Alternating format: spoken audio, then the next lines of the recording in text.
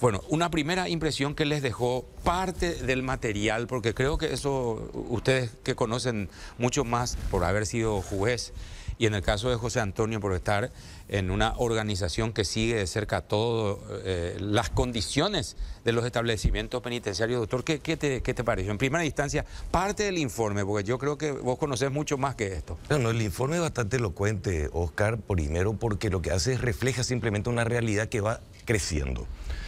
El problema en este caso es que hay violencia estatal afuera por el desconocimiento de los derechos humanos de todos los ciudadanos que son absolutamente abandonados por el Estado, pues entonces toman las cartas en el asunto y realizan ante ese abandono una serie de hechos punibles, por ejemplo. Hay otro grave problema, la violencia misma del Estado propicia, aunque no se quiera reconocer, otra serie de delitos entre los cuales está el narcotráfico que alimenta toda una cadena de violencia y mantiene esa cadena de violencia al interior de las cárceles.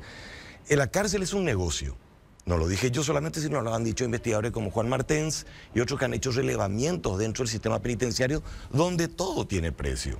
Entonces, desde el punto de vista del Estado, nosotros tenemos que evitar convertir al Poder Judicial en una unidad o en una Secretaría de Recursos Humanos para el crimen organizado. O sea, un proveedor de ciudadanos. Lógico. Es lo que tenemos que entender, ¿verdad? Le enviamos a Mansalva, le enviamos gratuitamente al crimen organizado a personas que son, primero, abandonadas por el Estado. Y el crimen organizado los recibe con los brazos abiertos. Entonces tenemos que tener mucho cuidado en no utilizar las medidas que sí tenemos como Poder Judicial. ¿Verdad? Que o sí sea, son los que después son candidatos a ser soldados de los clanes. Por supuesto. Luis, vos mencionabas el tema, bien, Concepción fue que había un grupo de presos que decían, nosotros no queremos estar ni aquí ni aquí, no nos interesa. Y el apremio dice que era terrible, o sea, convivir, tratar de no estar ni aquí ni aquí es dramático hoy día. Claro. No siempre fue así, creo, no sé. Claro, y ahí ocurre lo que se llama el fenómeno de prisionización. ¿De qué? Prisionización. Cuando uno ingresa a la cárcel, se olvida de lo que fue como ciudadano. Debe desmaterializarse y convertirse en otra persona para sobrevivir al interior de la cárcel. Y ahí empieza una descomposición de la personalidad. Lo que busca la Constitución, que es trabajar con el individuo para tratar de reencauzarlo a un modo de vida estándar que todo el mundo desea, eso no acontece. Y acontece lo inverso.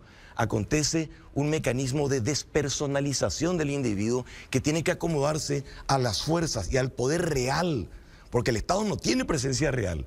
El poder real lo tiene el crimen organizado. Entonces, para sobrevivir en un mundo de violencia interna que no se corresponde con el mundo exterior, adentro hay un mundo en paralelo totalmente diferente. Y para sobrevivir tengo que reajustar mi personalidad y tengo que adecuarme a los mandatos de ese poder real que es el crimen organizado. José Antonio, ¿y ustedes desde el mecanismo han comprobado, no solamente seguramente esta situación, sino cosas más graves todavía?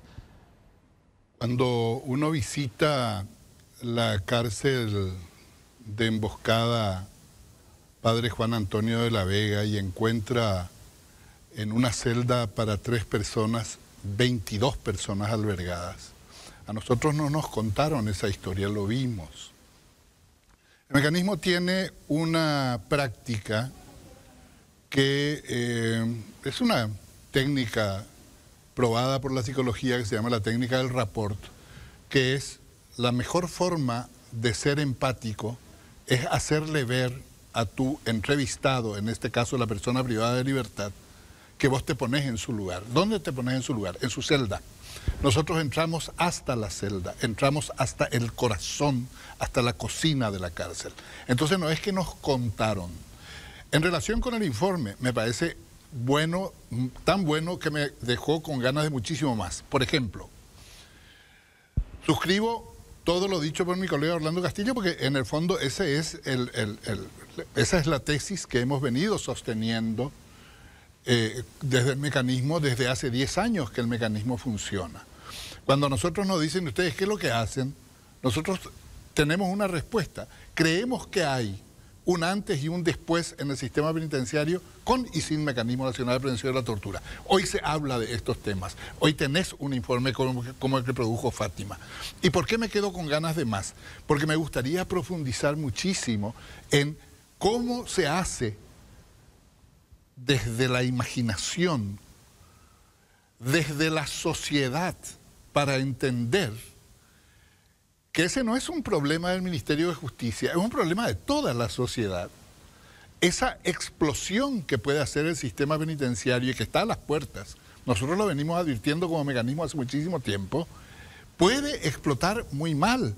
Y tenemos que ser conscientes de que la respuesta conservadora de que porque delinquió tiene nomás luego que ser torturado y tiene nomás luego que ser vejado y está bien que se le pegue, no es una respuesta congruente con los valores morales incluso del siglo XXI.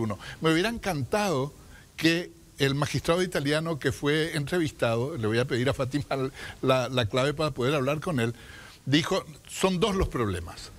Uno, el hacinamiento, lo dijo claramente. Y segundo, el crimen organizado al interior de las penitenciarías. Y dijo, hay experiencias en el mundo. Cuando se habla de PCC, lo primero que uno piensa es que los expertos en PCC van a ser los brasileros. Hicimos un encuentro virtual de estos de figuritas, de cuadritos, vía Zoom, con nuestros colegas del MNP del Brasil. Y saben casi menos que nosotros cómo se enfrenta la situación. Pues vos tenés las causas, están clarísimas. La causa es la indignidad de nuestro sistema penitenciario. Ahí es donde tienen soldados, donde reclutan gente, donde incluso está el chico, la persona.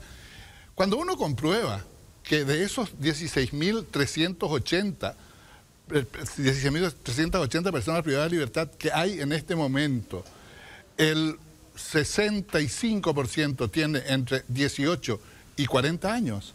Vos te das cuenta de que la población penal es extraordinariamente joven.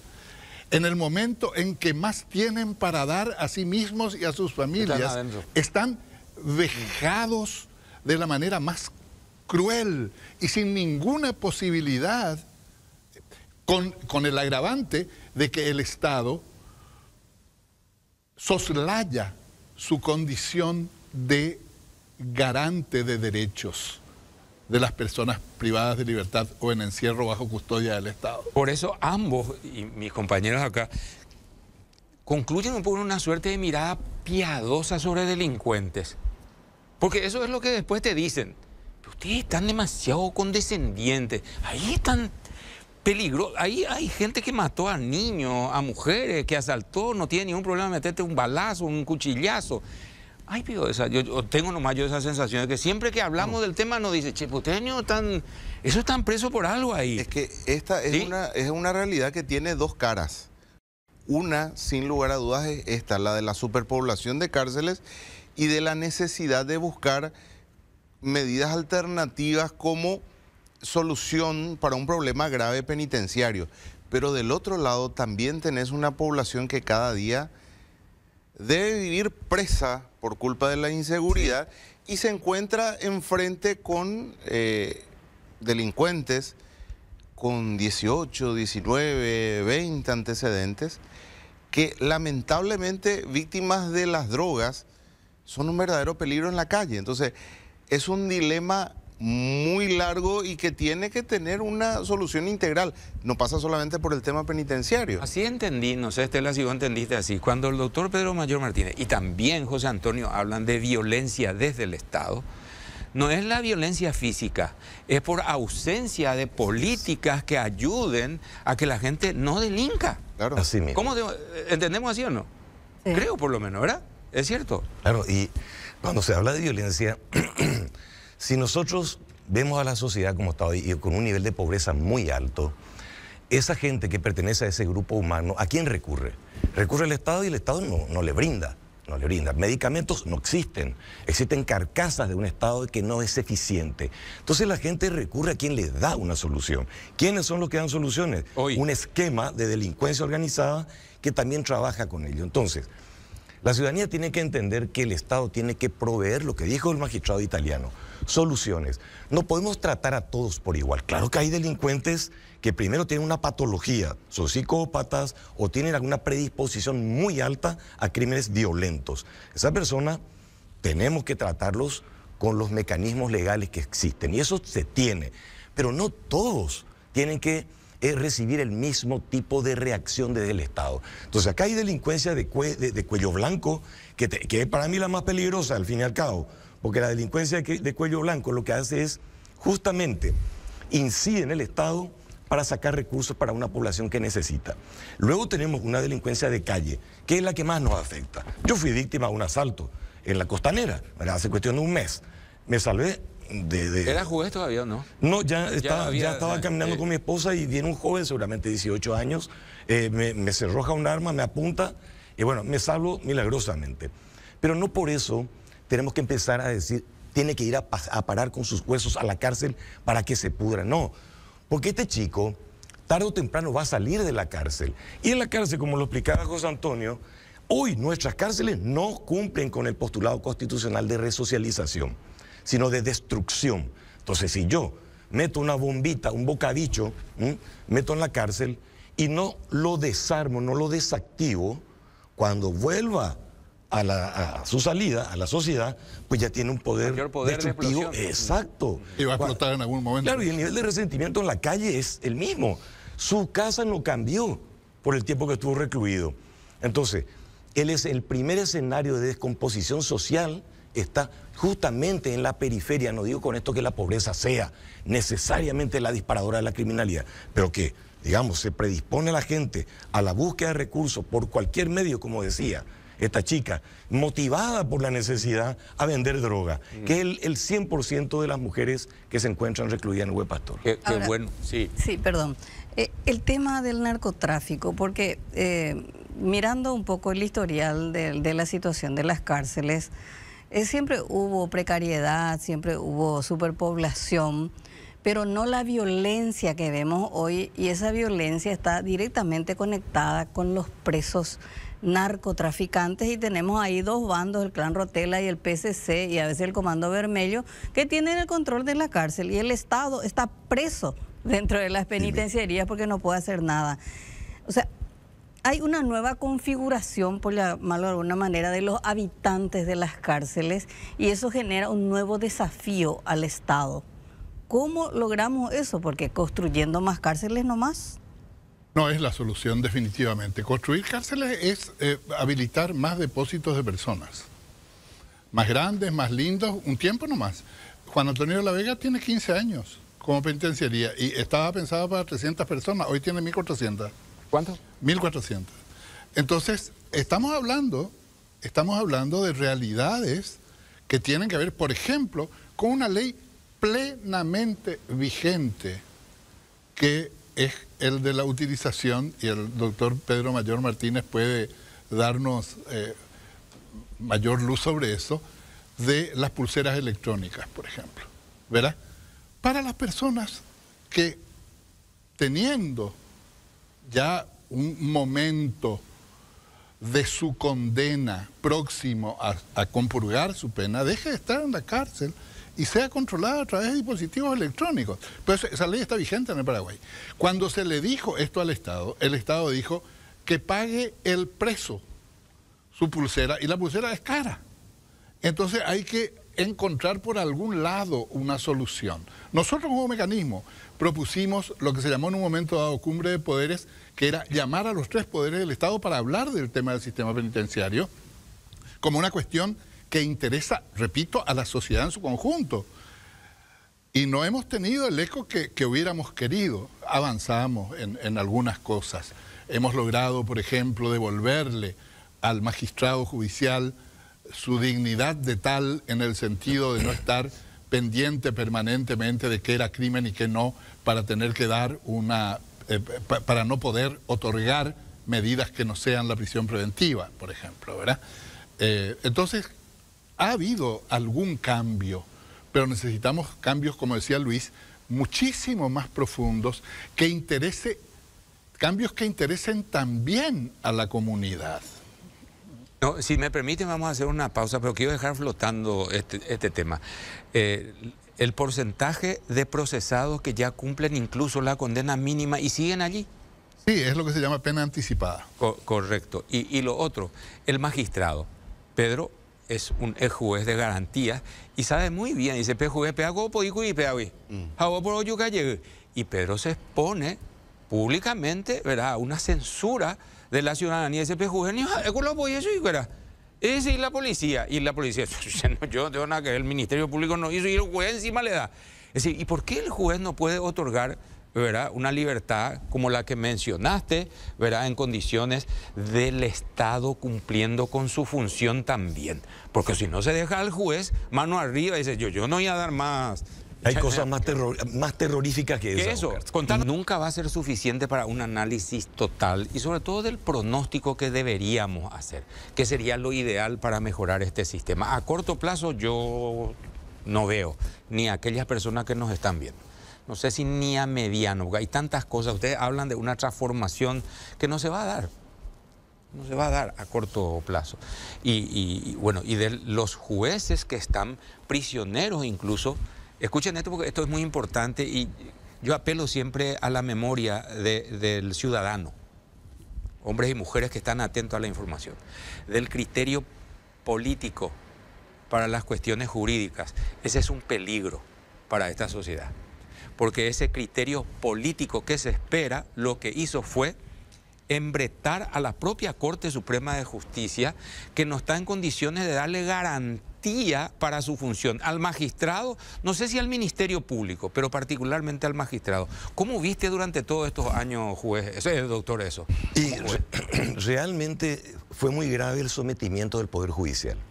Claro, el político que busca simplemente granjearse la buena opinión de la ciudadanía, lo que hace es justamente enviar un efecto placebo con una ley que encima coartó al Poder Judicial, a los jueces, de su rol constitucional de juzgar cuándo una persona debía ir presa. ¿Qué ley era esa? La 4431, después la 2492, que prohibía a los jueces conceder medidas alternativas o sustitutivas en aquellos casos que puedan ser considerados como crímenes.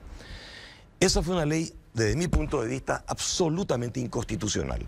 Sin embargo, tuvo la bendición de la Corte Suprema diciendo que no era inconstitucional. ¿Cómo no va a ser inconstitucional cuando lo que hace es prohíbe que el juez ejerza el poder que tiene en el 19 de la Constitución para ponderar cuándo una persona puede ir presa o no para guardar en ese proceso su sentencia?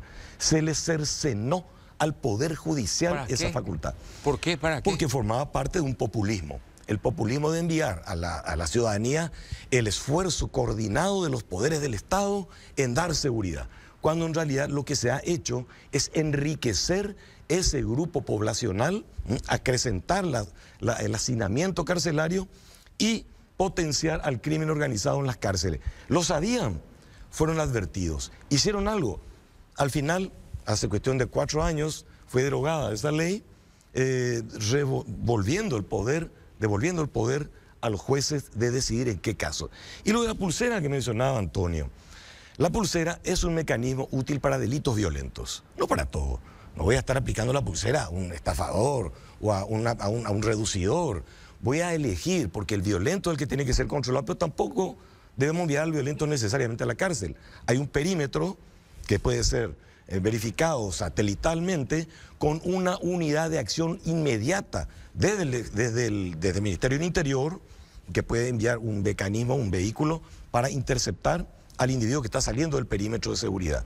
Porque si no, facilitamos que las personas, el violento, que es violento, se junte con más violentos. Entonces, este se convierte en un audaz y eficaz y al mismo tiempo buen alumno de los violentos al interior de la cárcel, que cuando salga se convierte en un operador afuera de la sociedad. Entonces, hay que tener mucho cuidado con esto. Ahí hay una cuestión que se dijo como al pasar y que también es un poco una de las claves del problema. Coincido plenamente con tu análisis, Oscar, de que no vamos a salir con un pronóstico de acá, ¿verdad? Se necesitan... No, por lo que dijo Estela nomás. Porque claro. Pedro y vos están hablando de una periferia de los delincuentes, digamos, de los casos ordinarios. Comunes. Pero con la presencia que mencionaba Estela de territorios internos en la cárcel. Claro. Hoy, por ejemplo, hoy, a esta hora de la mañana, muchas de las autoridades, incluyendo los que acompañaron al cardenal ahí a Tacumbú, no pueden ingresar a sectores de la cárcel de Tacumbú. Ese es un territorio prohibido, es absolutamente el reino de estos clanes. ¿Cierto o no es cierto? El Ministerio de Justicia maneja la entrada y la salida a la cárcel Nada de más. abogados y de visitas. En el interior. Y adentro manejan los clanes. Pero, Sí, quiero ir sí. a una cuestión que se dijo como al pasar y que para mí también es un poco una de las claves, que es el tema de prevenidos versus condenados, ¿no? Hagamos un cálculo muy sencillo. En este momento, según estudios del Mecanismo Nacional de Prevención de la Tortura, nuestras cárceles, si vamos a cumplir los parámetros internacionales de derechos humanos de 7 metros cuadrados por persona privada de libertad, en nuestras cárceles hay lugar para 4.310 personas. En este momento hay 4 veces más. En las 18 En las penitenciarías. 18. En las 18 penitenciarías. Según el Ministerio de Justicia, el cupo es de 9.000. En cualquiera de los casos está excedido en 7.000 en este hay momento. 16.000. Verá, hay 16.000. Pero hagamos este cálculo. Si de cada 10 personas privadas de libertad, 7 no tienen condena, están en prisión preventiva, y de ese porcentaje, lo que vos llamabas condena anticipada y que en realidad técnicamente se llama pena anticipada, porque la prisión preventiva, cuando Sí, se excede, sí. cuando se excede Sí, mucho, se convierte en una pena anticipada. No hay, Clarito. el tipo no se fue al juzgado nunca, no tuvo su juicio, no tuvo su audiencia, no tuvo nada, y sin embargo está privado de su libertad. Si hiciéramos este cálculo simple de 11.000 personas prevenidas versus 5.000 personas condenadas en términos gruesos, y que el 25% de esos 11.000 estén indebidamente privados de su libertad en este momento, tendríamos 3.000 personas menos dentro de las cárceles mañana. Y eso haría que no sean necesarias estas ciudades carcelarias que se están construyendo en emboscada y que en el fondo van a terminar siendo depósitos de personas. Con un problema todavía mayor, que es quién las cuida, quién las administra, de dónde sacas la gente, ¿cierto? Hay hoy un esfuerzo importante en la formación de guardias penitenciarios, pero en este momento, cuando todos los manuales de manejo de cárceles te hablan de que se necesita un guardia por cada 10 privados de libertad, en el Paraguay hay 1 por cada 80. Sí, poco lo que decía, y eso nos debe reflexionar a llamar sobre el tema presupuestario. El legislativo tiene que apostar a una gran reforma de sus fuerzas públicas.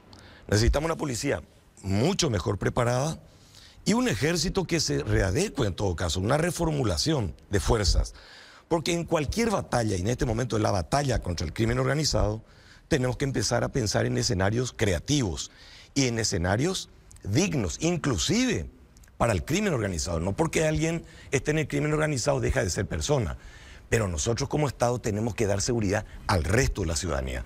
Pensar en una cárcel de máxima seguridad puede ser una posibilidad, pero tenemos que tener mucho cuidado con, primero, cumplir con el rol constitucional de separar a los presos.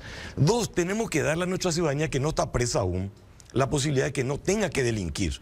Porque muchos delinquen para ser reconocidos, Oscar, Estela, Luis. Porque afuera el Estado no los ve.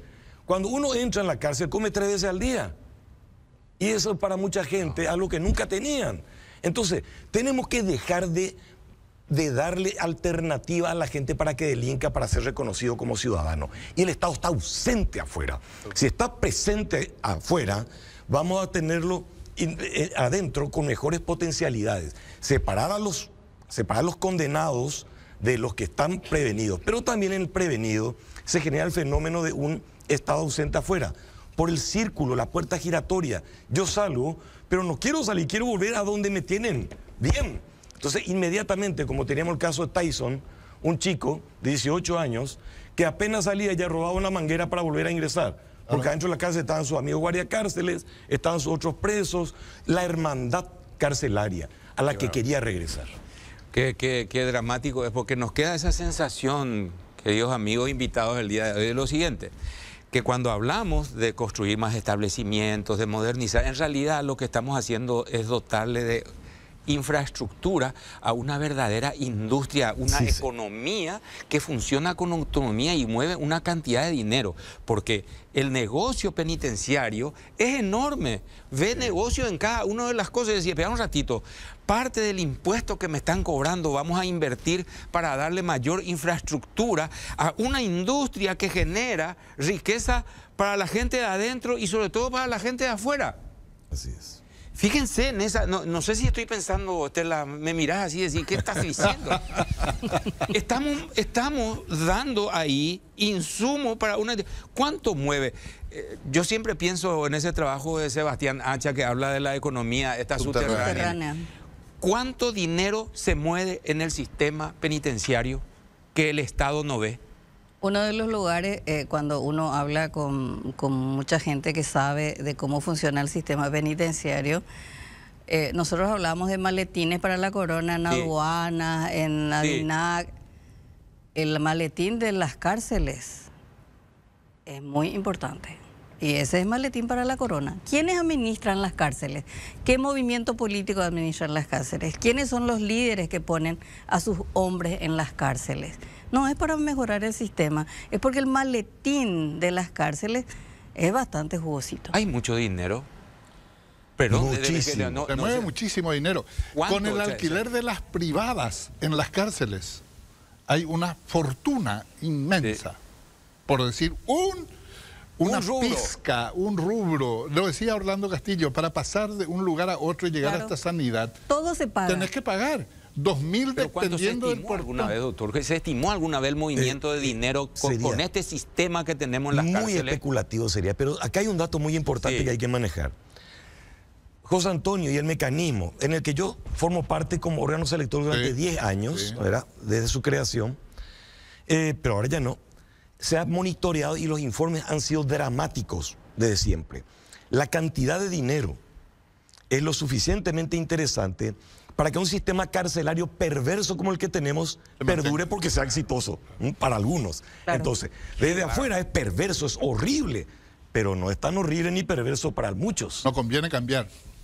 Por supuesto, pero viendo nuestros archivos sobre cómo viven los narcotraficantes en las cárceles, eso no se hace gratis.